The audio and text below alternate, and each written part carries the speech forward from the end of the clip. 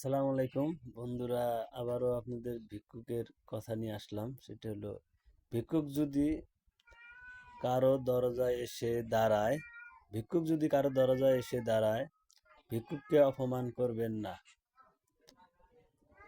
কারণ ভিক্ষুক যখন সর্বহারা হয়ে যায়, তখনই ভিক্ষুক মানুষের দ্বারে দ্বারে ঘুরে বেড়ায়।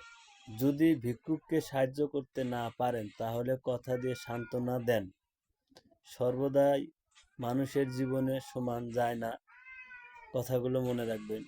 যারা ভিক্ষুক হয়ে রাস্তায় রাস্তায় দাঁড়িয়েছে, তারাই বোঝে যে ভিক্ষা করতে কতটা কষ্ট লাগে তাদের মনে।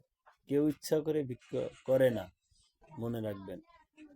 একদিন সবাইকে বুড়া হতে হবে, বা যারা ওই পথে গেছে তারাই বোঝে।